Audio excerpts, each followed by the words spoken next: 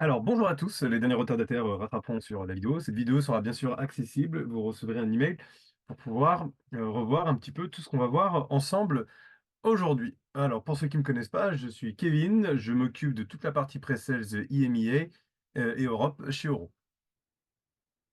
Donc, aujourd'hui, on va se concentrer sur les nouveautés de la nouvelle version 6 LTS et le tout en français, que vous puissiez avoir un aperçu de toutes les nouveautés qu'on a apportées dans cette dernière version. Aujourd'hui, on va passer quelques points, donc les grands points highlight sur cette démo. Vous allez voir, premièrement, on va passer tout en revue donc la nouvelle partie du storefront où on a changé de thème. On va revoir les améliorations qui ont été apportées au Product Kit fonctionnalité qui a été apporté sur la 5.1 l'année dernière. Quelques petits changements au niveau du price management. On va le voir ensemble, toute cette partie-là. On a apporté quelques nouveautés au moteur de recherche. On a maintenant inclus aussi un petit peu d'IA donc à quelques endroits dans Euro. On verra ensuite aussi qu'est-ce qui a été apporté comme nouveauté en fonctionnalité au niveau marketplace. Tout ce qui est intégration de la troisième partie, la stack technologique, bien sûr, qui a été mis à jour. Mais ça, on ne le verra pas en détail sur la partie française. Vous pouvez le retrouver sur la doc technique. On verra plutôt, nous, ensemble, la partie sur la roadmap et les fonctionnalités qui sont à venir. La première nouveauté de cette version 6 qui saute aux yeux, bien sûr, c'est la partie design. On a revu complètement cette partie, amélioration des performances et surtout toute une partie qui a été revue sur la configuration de ce design. Et on va simplement commencer en live sur cette fonctionnalité. Et voilà. Donc là, on est sur cette nouvelle version de design d'Euro. Comme vous pouvez le voir, petit changement, notamment sur la page d'accueil ici. Et on va voir comment ça fonctionne ensemble. Et on retrouve bien sûr ensuite les features product, les nouveaux arrivages et toute sélection de produits qu'on retrouvait habituellement. La grosse partie qui a été modifiée aussi, tout simplement, c'est que, alors on conserve toute la fonctionnalité bien sûr responsive design, c'est que le menu du catalogue que vous voyez avant, qui était sur la partie haute, maintenant se retrouve dans le petit hamburger à gauche pour avoir une unification de l'expérience, que ce soit tablette, mobile, site web ici.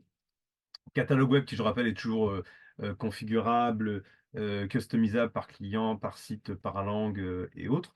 Et quand on va dans ce menu, on retrouve visuellement le menu qui a été introduit dans la version 5.1 avec les différents changements qui sont derrière. Autre petit changement, vous pouvez voir, c'est que les shopping lists maintenant se retrouvent aussi en haut à droite. Et le menu client qui se trouvait dans l'interface. Lorsqu'on cliquait sur notre nom, on arrivait sur l'interface qui était à part. Maintenant, vous retrouvez un quick access directement de toutes les fonctionnalités qu'on retrouve dans le compte, donc la gestion des profils, des utilisateurs, des rôles, des shopping lists, des recherches sauvegardées, des historiques de recherche et autres.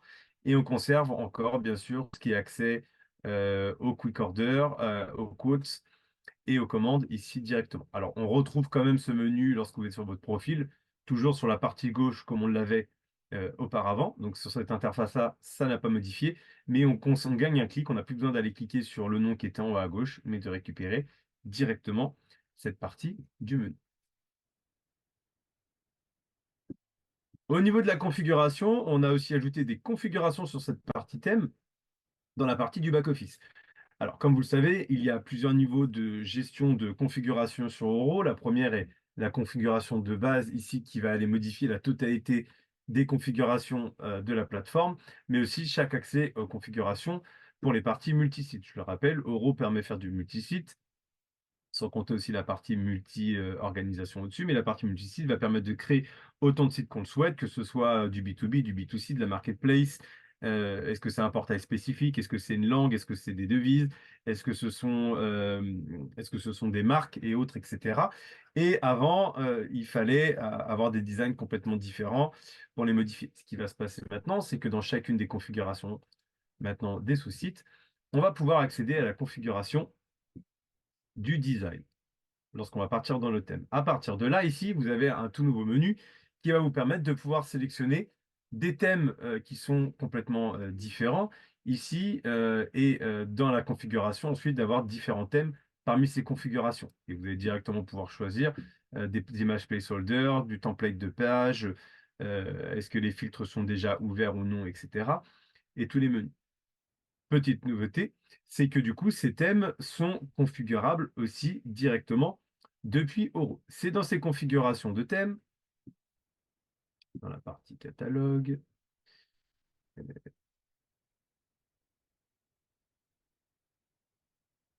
thème, et c'est ici que vous allez pouvoir choisir aussi où est-ce que on modifie donc toute la partie menu et autres, etc. Et vous allez pouvoir donc créer tous ces thèmes directement dans la partie de recherche et pouvoir les utiliser et les modifier.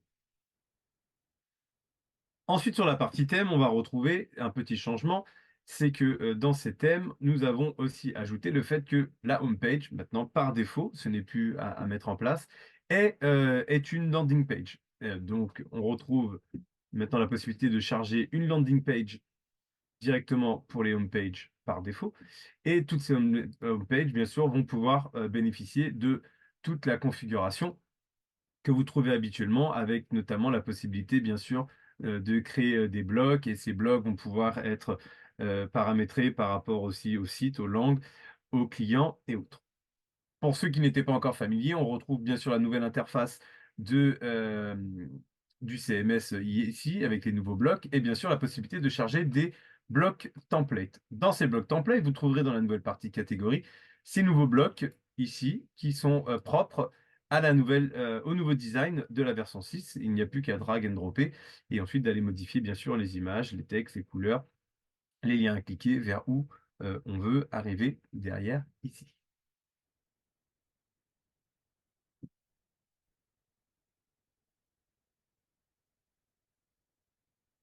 Donc voici pour la nouvelle partie design. Et je rappelle, on est toujours sur quelque chose qui reste responsive derrière ici. On a aussi introduit dans la 5.1 la partie kit produit qui était à activer. On retrouve bien sûr ces kits produits toujours sur Oro ici. Et à chaque fois qu'on va les retrouver, on va bien sûr retrouver l'interface que vous connaissiez au niveau des kits produits, pour ceux qui n'avaient pas connu, ou n'ont pas vu, nous allons repasser dessus rapidement.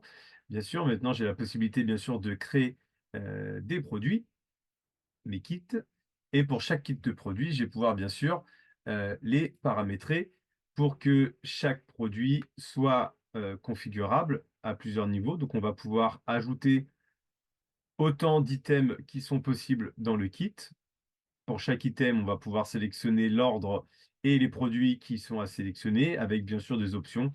Est-ce que c'est obligatoire? Est-ce que c'est une option? Est-ce qu'il y a un minimum, un maximum de, euh, de quantité? On a aussi rajouté la possibilité, dans toute la partie back-office, qui est aussi maintenant tout ce qui va être import-export de ces kits de produits de façon plus simple. Et on va pouvoir les retrouver donc aussi dans toute la partie upsell, cross-sell, puisqu'on va pouvoir activer la configuration à chaque fois qu'on veut faire un ajout au panier. On a aussi rajouté une partie ici qui est la possibilité de pouvoir ajouter maintenant en plus un tarif qui n'est plus la totalité du tarif des items, mais qui est un tarif de base auquel va pouvoir s'ajouter les différentes options des différents prix par-dessus des produits qui ont été ajoutés. Ça, c'est une petite nouveauté. Donc, on a maintenant un tarif de base et on va pouvoir ajouter les différents produits. Lorsqu'ils sont ajoutés au panier, on retrouve bien sûr donc les produits, les différentes options qui ont été ajoutées au prix de base et on retrouve le prix total. On a bien sûr la possibilité de pouvoir modifier ces prix. Est-ce que ce sont des offres de prix gratuits pour que ce soit un prix unique directement au kit? De la même façon qu'on construit, comme on aime bien l'exemple chez nous, un Happy Meal chez McDonald's, peu importe ce que vous choisissez, le tarif reste le même. Donc ce sont des options qui sont bien sûr possibles. Petite nouveauté aussi, c'est lorsque vous avez plusieurs produits configurables dans votre panier, on va pouvoir retrouver la possibilité, une fois que si les configurations sont les mêmes, elles vont bien sûr s'accumuler et devenir deux kits s'ils sont égaux ou pas directement ici. Donc ça, c'est une petite nouveauté, un petit avancement aussi sur la partie kit.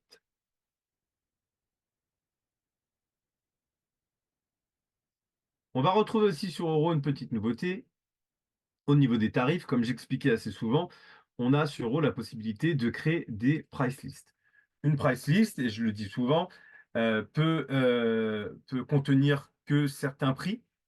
Ça peut être juste certains produits, certaines parties du catalogue. On avait un système de filtre. Ça peut être certaines quantités, unités de conditionnement, tarifs.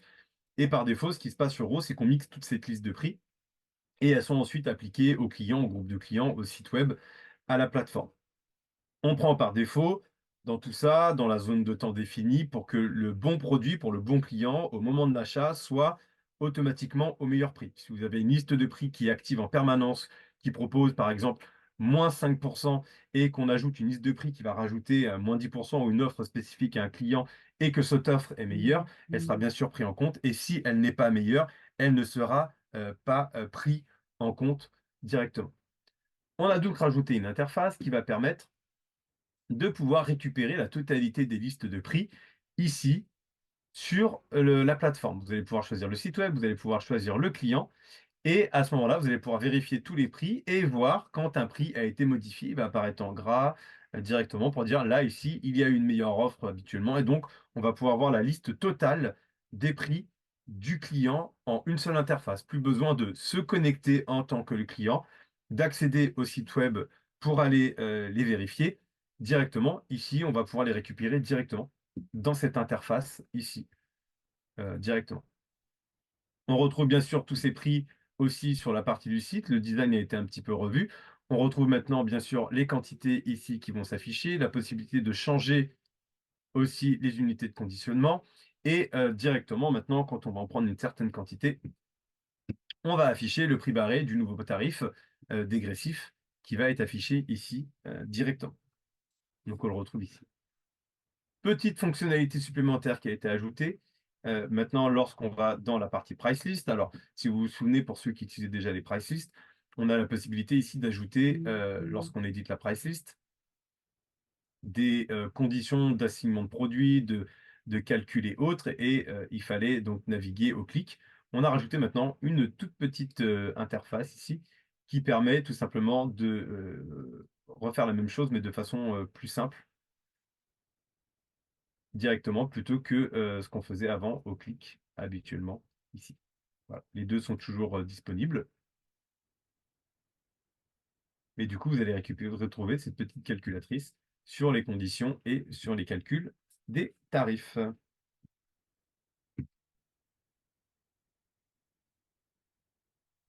Au niveau du moteur de recherche, je rappelle que pas mal de fonctionnalités ont été apportées déjà depuis la version 5 dessus, notamment au niveau des recherches sauvegardées, d'un passage des filtres. On avait la nouvelle interface des synonymes et de l'historique d'achat. Et ce qu'on a ajouté aujourd'hui, ça va être la gestion des suggestions et des managements derrière, et toute une partie aussi qui est basée maintenant sur de l'IA. Vous allez donc retrouver, on avait déjà sur l'ancienne version, sur la partie marketing, on avait la liste des historiques de recherche qui nous permettait de voir qu'est-ce qui a été cherché, par qui, par quoi, quels sont les résultats qui ont été donnés ou non, et on pouvait créer tout simplement un synonyme pour que la recherche ne revienne pas vide, mais passe sur un autre mot. On a rajouté une nouvelle interface qui va être maintenant l'ajout, tout simplement, la création d'un titre en particulier, par exemple si je prends Tagada, voilà. On va pouvoir aussi ajouter maintenant des scopes sur ce terme de recherche, par langue, par site, par groupe de clients et par client, ce qui va permettre de pouvoir faire de la personnalisation. Deux mots de recherche par deux clients différents, deux groupes de clients, deux langues, deux sites vont pouvoir donner un résultat complètement différent. On va pouvoir aller chercher du contenu, on va pouvoir aller chercher dans le web catalogue, et je vais pas en prendre, je sais pas, des produits par catégorie ou autre, voilà, industriel, sauvegarder. Et du coup, maintenant, ma recherche Tagada, du coup, qui n'existe pas, sera non plus vide, mais va être récupérée, voilà, les produits. Il n'y avait pas de produits dans la suggestion de recherche, mais on a quand même été chercher des produits du catalogue web. Donc, on va pouvoir maintenant populer des recherches qui sont vides, créer des mots-clés pour un client, récupérer ses sélections du web catalogue et de les pousser ici directement dans cette partie-là. Comme je disais aussi, on a pas mal de fonctionnalités IA qui ont été ajoutées, notamment sur toute la partie recommandations et produits similaires. Et donc maintenant, sur chacun des produits, vous allez pouvoir retrouver dans la partie ici produits similaires, des produits qui sont calculés en fonction de ce qui est remonté par l'IA. Alors on a plusieurs IA disponibles, on a par défaut de l'OpenIA et un autre IA moins connu qui est par défaut, et je vais en parler juste après. On a aussi une extension avec la partie IA de Google Retail derrière. On va retrouver donc ces produits similaires ici sur les produits, mais on va aussi pouvoir les retrouver aussi dans les paniers. L'IA prend en compte les produits qui sont disponibles dans le panier et va aller chercher des produits similaires par rapport à ce qui est au panier qui a été poussé. On retrouve aussi donc toute cette configuration ici dans la partie catalogue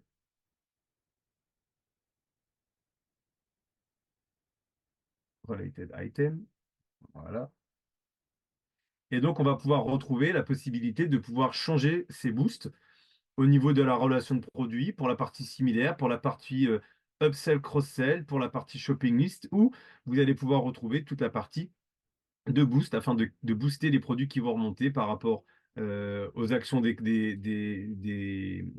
autres clients, ce qui était déjà disponible en 5.1, mais là aussi par rapport au nom, à la catégorie du level, aux parents et au nombre de produits qu'on veut afficher. Donc vous allez retrouver tout ça ici dans la partie configuration derrière. On va aussi pouvoir bénéficier d'une extension Google Retail IA, et cette extension va pouvoir récupérer aussi tous ces produits et les personnaliser à plusieurs niveaux, à plusieurs endroits, donc notamment sur les homepages, sur les pages de résultats de recherche, sur les listings de produits, sur les pages de produits, les shopping lists, dans la partie de checkout et dans tout ce qui est confirmation de commande. Et donc, vous allez pouvoir retrouver ces produits. Alors, il va bien sûr falloir utiliser l'extension, connecter votre Google Retail. Il va y avoir un petit moment de réflexion par Google de population de ces produits, des habitudes d'achat des clients et autres, afin de pouvoir pousser ces recommandations un petit peu partout sur la plateforme derrière. Au niveau IA, on va aussi retrouver, petite nouveauté, une IA au niveau de l'éditeur de texte. Alors, il y a plusieurs niveaux d'éditeur de texte, puisqu'on en a plusieurs sur Euro pour les descriptions courtes, longues et la partie CMS. Et donc, on va pouvoir retrouver maintenant aussi cette IA un petit peu partout.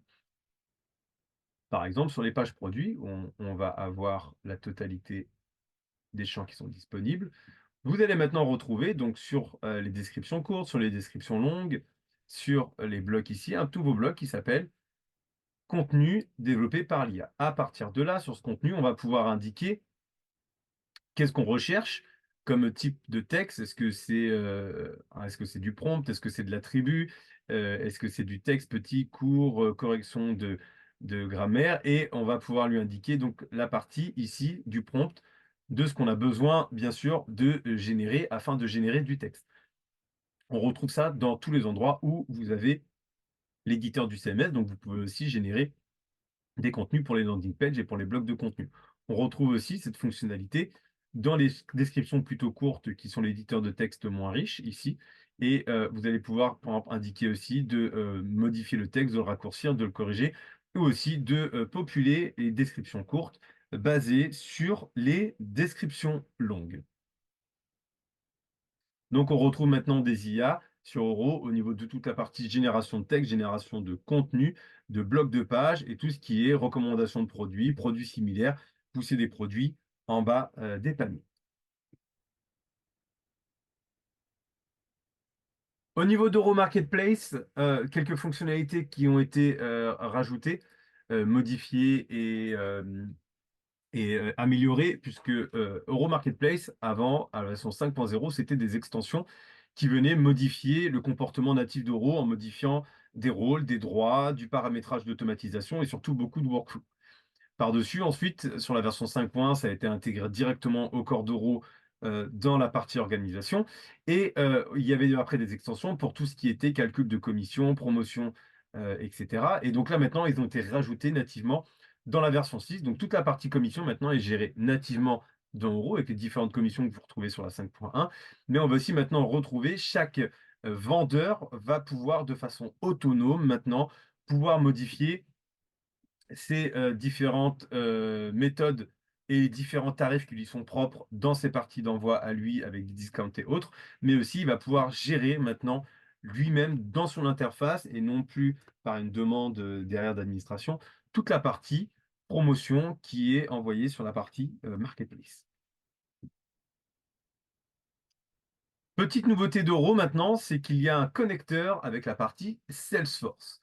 Alors attention, ce connecteur, sans modification, fonctionne sur toute la partie native d'Euro, donc toute la partie entité et attributs qui sont natifs lors de l'installation d'Euro, et va donc aussi matcher de la même du côté Salesforce de façon native ces mêmes données. On a bien sûr la possibilité de modifier cette extension pour faire matcher sur les mappings à droite, à gauche, derrière. Et vous allez donc maintenant pouvoir tout simplement synchroniser pas mal de choses telles que les produits, les price lists, les clients, les comptes utilisateurs, toute la partie CRM qui est gérée dans Salesforce. On a bien sûr toujours la possibilité, je le rappelle sur Euro, on a le moteur de workflow qui permet d'aller modifier donc tous les comportements qui sont derrière, et on va pouvoir bien sûr gérer des workflows, par exemple un workflow natif qui a été ajouté, et la partie request for quote d'Euro qui ensuite part en opportunité dans Salesforce. Salesforce crée une quote, la quote revient dans Euro, Euro transforme la quote en commande, la commande devient une commande qui est remontée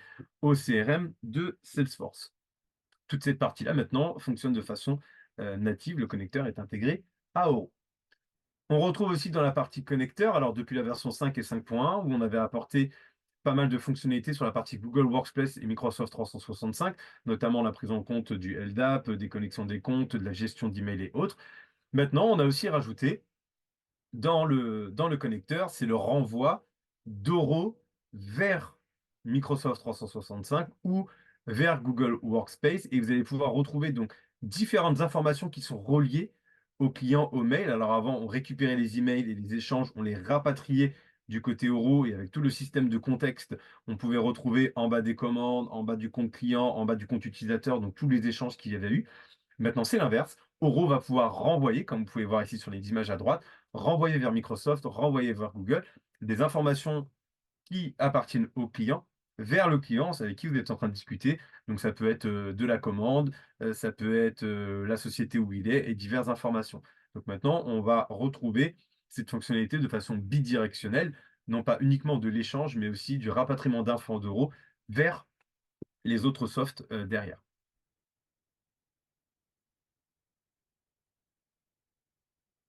Donc, par-dessus cette version 6, on a bien sûr mis à jour toute la partie stack technique derrière, donc version de Symfony, Postgre, RabbitMQ, Elasticsearch, etc. Vous retrouverez plus d'infos sur toutes ces parties-là dans notre doc technique.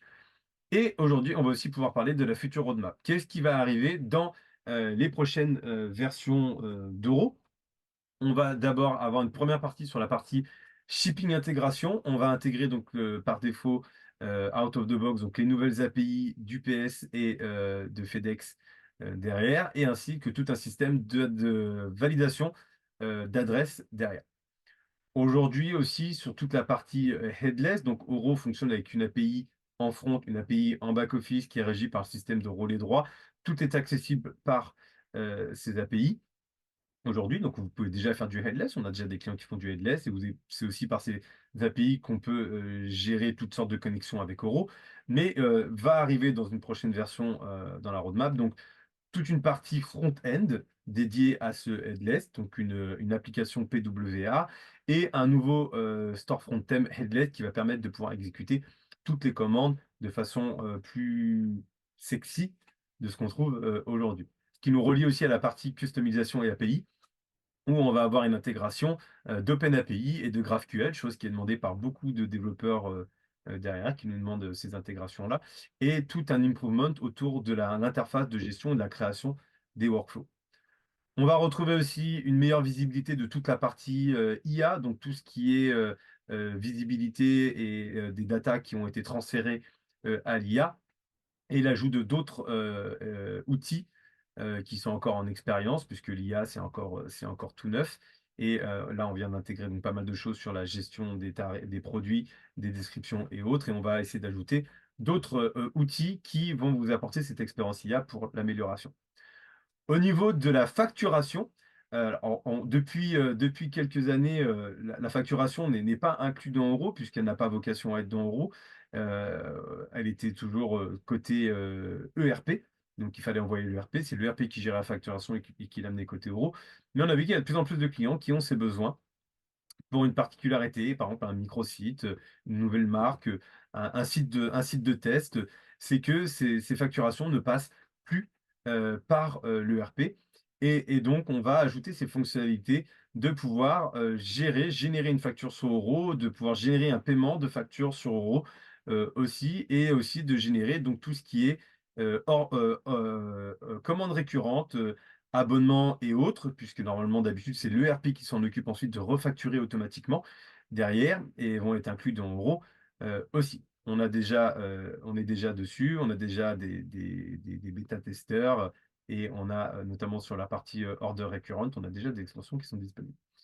Et dans toute la partie marketplace vont être ajoutés donc comme prochaine fonctionnalité des outils de collaboration entre acheteurs et vendeurs, chat, échange de messages, split des requests for quotes, des regroupements de produits. Aujourd'hui, quand deux sellers rajoutent chacun un SKU et qui est le même aujourd'hui. Donc par défaut, en fait, vous avez un sous-SKU qui fait qu'il est différent au niveau d'euros, mais on va pouvoir ajouter la possibilité, alors on a déjà des clients qui le font, mais là, ça va être ajouté au corps d'euros, vous aurez le choix de le faire, c'est que si deux vendeurs vendent deux fois le même produit sous deux SKU qui sont le même, dans ce cas-là, ils sont regroupés en une seule page et on laisse le choix de l'offre au client. Il y a toute une partie d'IA qui va arriver pour booster aussi les sellers par rapport à leurs ventes, à leurs produits, à leurs performances, afin qu'ils remontent plus facilement aussi dans les parties catalogue et autres derrière. Voilà. Je vais donc maintenant pouvoir répondre à vos questions. Je vais remonter dans le chat. Est-ce qu'a été utilisée la partie questions-réponses? Alors, tout le monde a utilisé le chat au lieu de la partie questions-réponses. Donc, laissez-moi une seconde de remonter dans le chat pour voir les questions. Alors, est-ce que ça se limite la capacité de traitement en ISK? Par exemple, si j'ai un price list par compagnie, 5 000, alors combien de produits je peux gérer chez des prix spécifiques par compagnie? Aujourd'hui, il n'y a déjà pas de limitation au nombre de price list d'SKU par client, par groupe de clients, par regroupement de price list, par catégorie, autres produits, etc. Donc ça fonctionne toujours de la même façon. C'est juste que là, on a une interface complète qui regroupe toutes ces price lists. Connecteur en temps réel avec Microsoft 365. Aujourd'hui, le connecteur est déjà là. C'est un cron qui tourne et qui synchronise toutes les X minutes derrière. Le temps réel, ça me paraît très compliqué puisque si jamais il y a une surcharge de requêtes qui sont envoyées à Microsoft 365, je pense qu'il va y avoir un souci derrière pour tous ces GM. Alors, le lien avec 960 permettra de partager les données de navigation récentes du client. Pour le moment, non.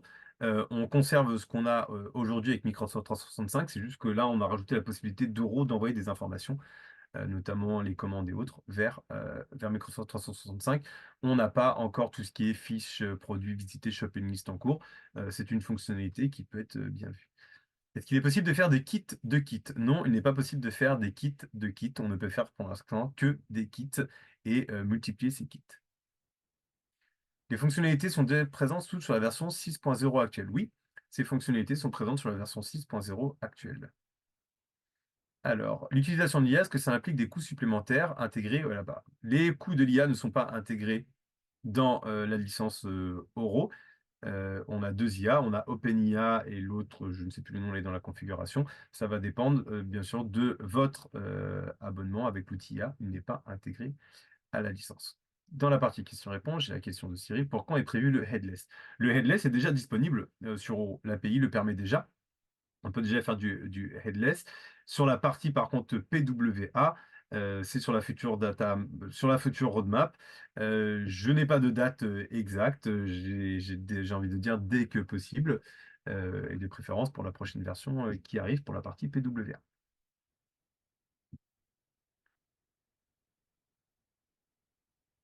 Est-ce qu'il y a d'autres questions qui peuvent être ajoutées, s'il vous plaît, non pas sur le chat, mais sur la partie questions-réponses qui est prévue à cet effet, qui est plus facile afin de les récupérer pour vous les repartager après? Alors, j'ai une main levée de Emmanuel dans les spectateurs. Emmanuel, pouvez-vous mettre votre question sur le chat questions-réponses, s'il vous plaît, si la main est toujours levée.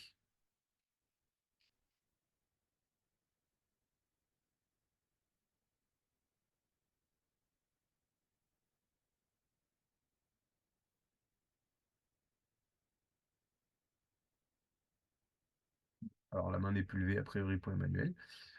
Donc, vous retrouvez bien sûr toutes ces nouveautés déjà actives sur la... alors, l'IA peut-il fonctionner pour les sellers niveau marketplace? C'est-à-dire, Franck,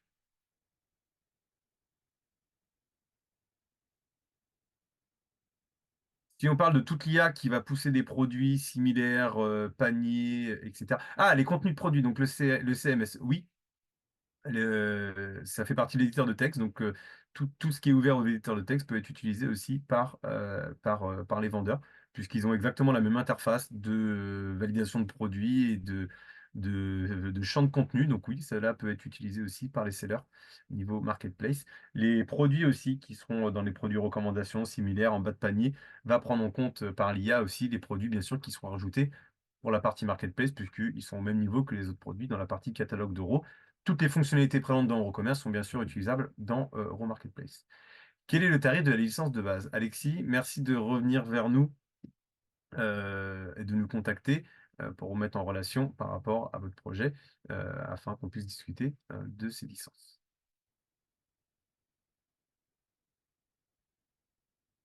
Est-ce que les produits moteurs Rocco fonctionnent avec les produits configurables? Produits simples, SKU. Les produits configurables sont des produits.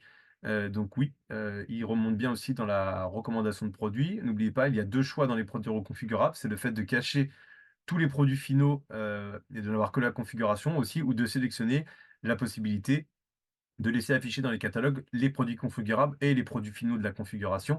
Dans tous les cas, ils seront remontés de la même façon par le moteur de recoproduit, puisqu'ils sont au même niveau qu'un produit pour les autres.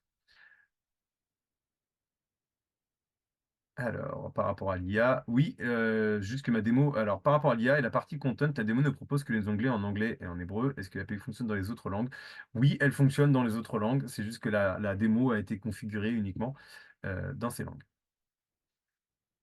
Alors, par rapport aux produits groupés, pouvons-nous avoir une idée de ce à quoi ça ressemble en front? Les produits groupés sont déjà disponibles dessus. Alors, où est-ce que j'avais du produit confus? Bon, on va reprendre un panier. Hop. Donc ici, on avait donc un générique avec 4K. Hop, je vais rajouter un produit.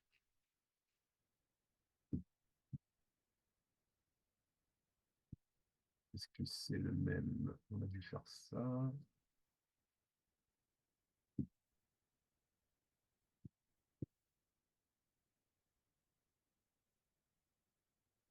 va mettre... Ah non, c'était le 12 Tera.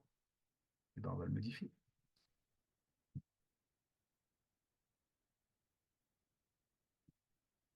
Et voilà. Pour le produit regroupé, quand je vais avoir deux kits qui sont le même, on regroupe bien sûr les deux kits directement.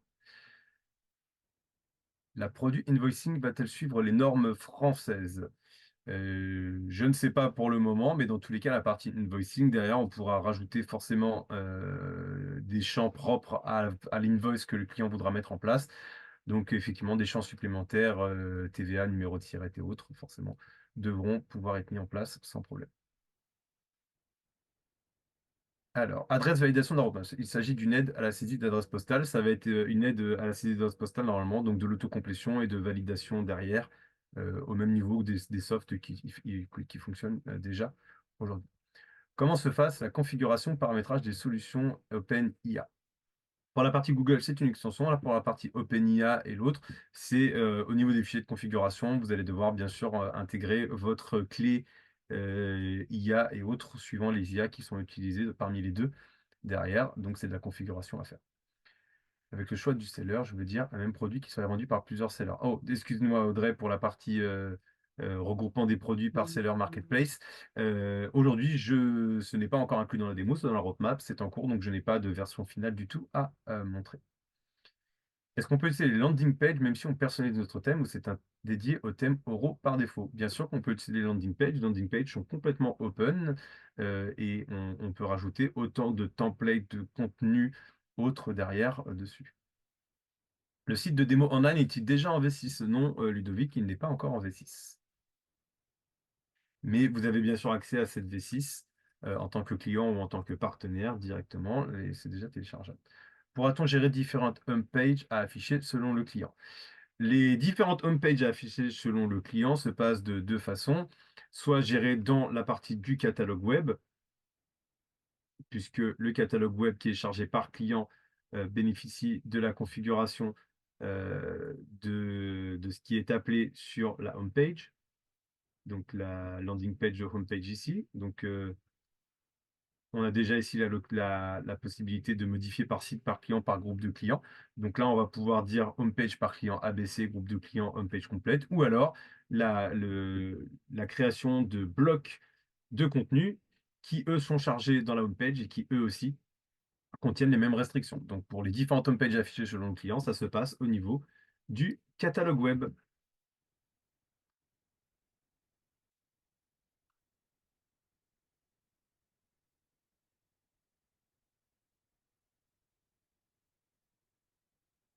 On ne voit pas de nouvelles questions.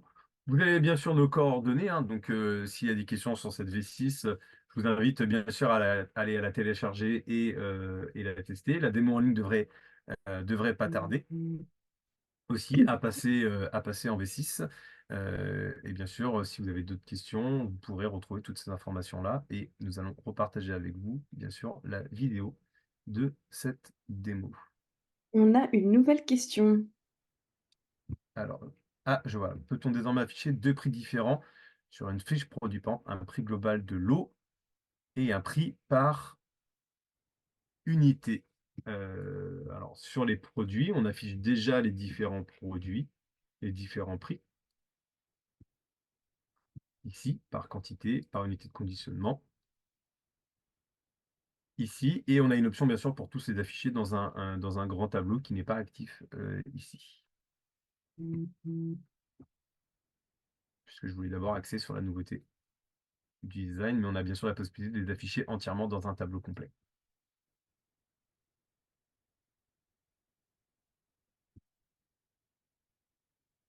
Déjà présent dans la version 5, oui. Dans la version 5, on affiche déjà les différents prix et unités de conditionnement en dessous. Donc oui, oui, je confirme que tous les prix sont bien affichés dans la V5 en quantité et en unité de conditionnement. Dans le même esprit, il y a des prix barrés. La partie prix barré, aujourd'hui, là, on va pouvoir l'afficher dans les choix de quantité ici. Le prix barré, donc un prix qui est une promotion et autres, se gère différemment puisque sur Euro, ce n'est pas une promotion, ce sont des prix catalogue par client. Donc pour l'instant, pour avoir un prix barré par rapport au calcul différent des price lists, en front, c'est toujours une customisation qui est à apporter, mais que du coup, on retrouve dans la partie ici, Price Calculation Detail, puisqu'on va pouvoir les voir ici, ils le seront en gras et barré. On dira plus de la PWA, une appli web facilement à partir du site e-commerce sur Euro. L'application PWA devrait être une application qui est disponible offline sur les téléphones mobiles et qui permet de resynchroniser après les différentes actions derrière. C'est ce qui est visé en tout cas dans la roadmap. Pour l'instant, c'est encore en cours. Je n'ai pas plus d'informations sur cette partie. Il y a d'autres questions. Le front est-il headless? Le sera-t-il prochainement dans le chat? Frédéric, le front peut déjà être utilisé de façon headless. Il y a deux API, une en front et une en back-office. Donc la récupération des produits, des catalogues et autres pour faire tout ce qui est punch-out, etc. est déjà disponible. Merci à tous, je vous dis à très vite. Je vois que dans la liste, c'est la plupart des personnes, j'ai l'habitude de discuter ensemble. On pourra reparler de cette version 6 sans aucun problème. N'hésitez pas à aller la télécharger et la tester. et restez connectés à toutes nos news, bien sûr, pour les différentes patchs et nouvelles fonctionnalités qui vont arriver dans le courant de l'année. Merci à tous!